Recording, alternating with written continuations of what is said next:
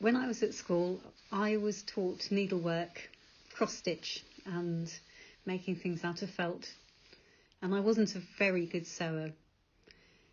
When I compare my own efforts to the work of MV, who made this darning sampler in the late 18th century, my work looks very shabby. Darning samplers were made by girls and young women to practice darning techniques that they would use in a lifetime of mending. And this darning sampler shows in a variety of very intricate techniques, from plain cross darns to decorative patterned darns and darns on the edge of the fabric, which were very difficult to do. I'd like to suggest that we might see this darning sampler as something that helps us to think about peace, as an image of peace. And by that I don't mean peace as a feeling of being without inner conflict, a feeling of being at peace ourselves.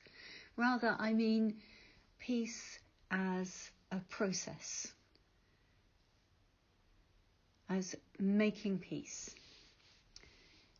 And that kind of, and it's an image of peace, I think, because making peace is a labour that has to be repeated again and again and again, as the rents and tears in the fabric of our relationships needs to be made good again and again and again.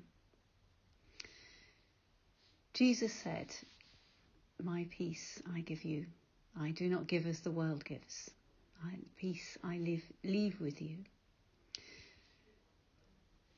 I don't think he really meant that he left a feeling of being peaceable or a feeling of being at peace. Rather, he left us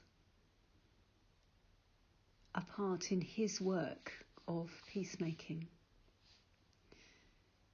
With his own body, Jesus repaired the rents and tears in our relationship with God. He stitched us and darned us back together into being at peace with God.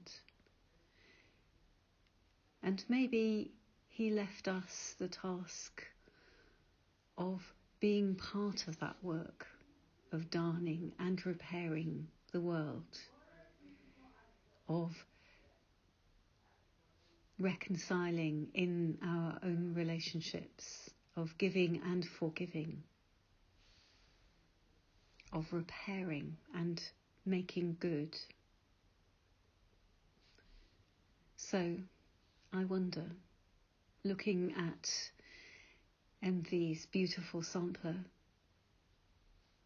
how can we be darners, repairers, peacemakers in our own lives?